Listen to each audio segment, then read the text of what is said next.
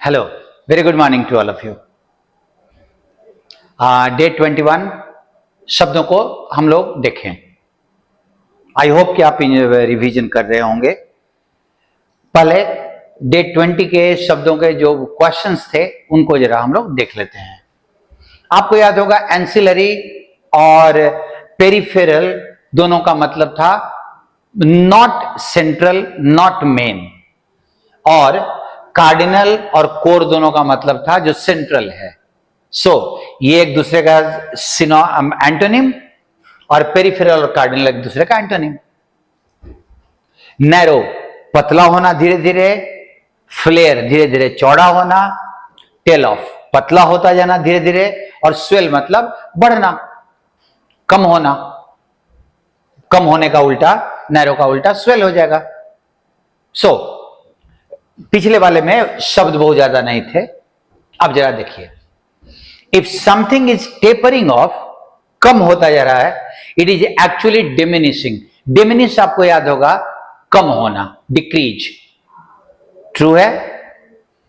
One who is subservient is in nature, जो nature में subservient हो, दूसरे की आज्ञा मानने के लिए एकदम तैयार रहता हो, is actually स्लेविश।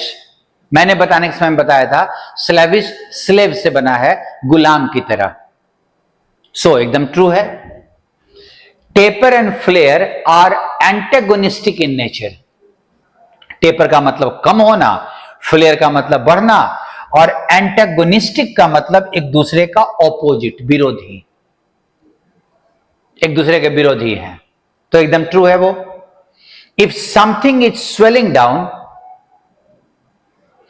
It's swelling down. अब इसमें डाउन लगा तो स्वेल का मतलब होता है बढ़ना, स्वेलिंग डाउन मतलब कम होने के सेंस में। इट्स फ्लेयरिंग प्रॉपर्टी, फ्लेयर मतलब बढ़ने की जो प्रॉपर्टी है, विशेषता, इज टेपरिंग ऑफ, वो धीरे धीरे कम हो रहा है। तो एकदम सही है ये। इस सेंटेंस को मतलब सेंटेंस का मतलब समझ लीजिएगा, और इस पार्ट को डाउन के हिसाब से। One who obeys others without questioning is defined in nature. अब इस वर्ड को जरा देखो, ये वर्ड बना है डिफाई से, और डिफाई का मतलब होता है जो दूसरे की आज्ञा को न माने, आज्ञा का उल्लंघन करे। डिफाइंड वो जो बात को सुने नहीं, आज्ञा न माने। तो दूसरे को जो ओबे करेगा वो नेचर डिफाइंड नहीं होगा। ये वर्ब है और ये उसका एडजेक्टिव है। डिफाई का मतलब दो मीनिंग होता है। एक होता है नियम कानून का उल्लंघन करना, वायलेट,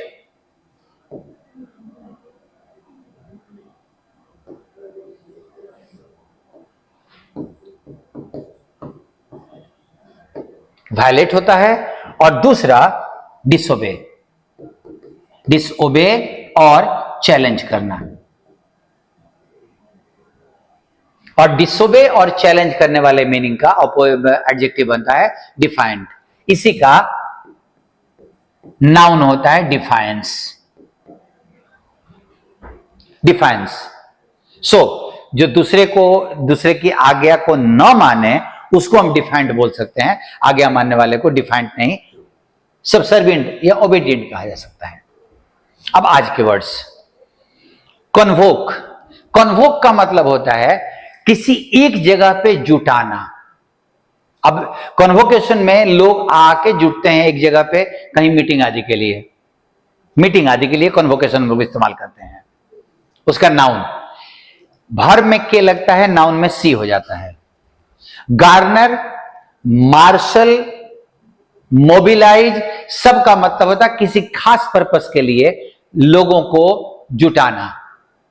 मोबिलाइज को डिफेंस के सेंस में भी इस्तेमाल करते हैं।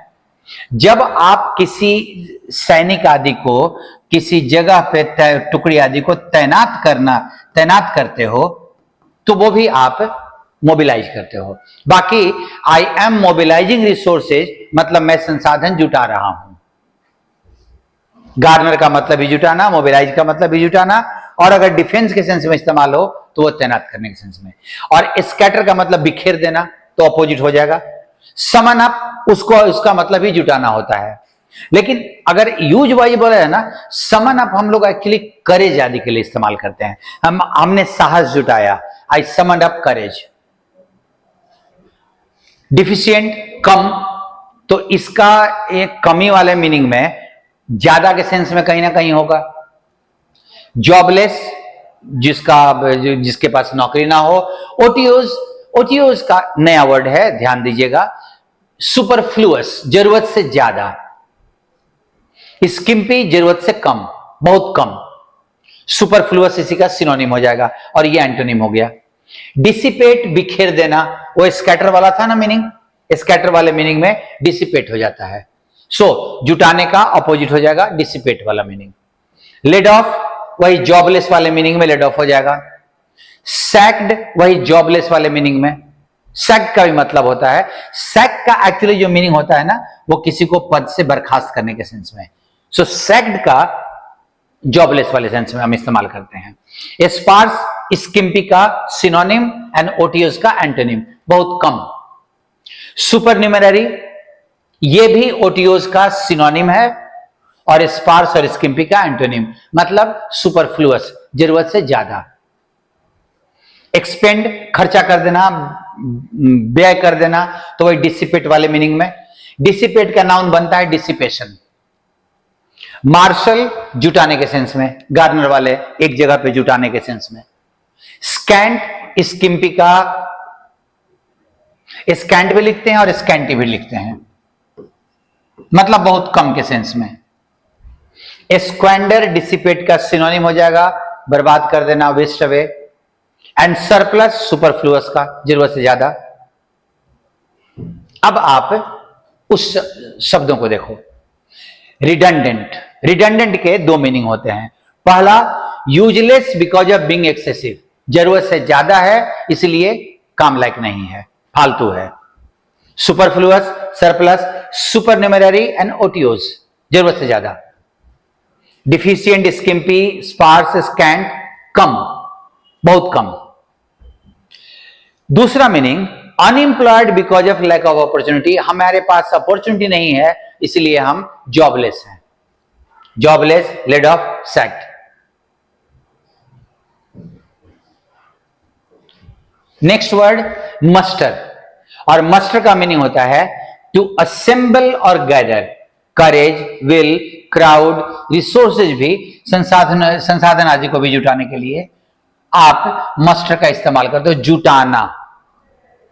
गार्नर, मार्शल, मोबिलाइज, समन अप, कन्वोक, और अपोजिट मीनिंग में बिखेर देना, dissipate, scatter, squander and expand, बिखेर देना। आज में भी वर्ड्स हैं बहुत सारे जो आप याद रख सकते हो और रिवीजन करते रहना। मैं बार बार आपको याद दिला रहा हूं कि रिवाइज करते रहना बहुत जरूरी है। मिलते हैं फिर अगले दिन वर्ड्स के साथ। Thank you.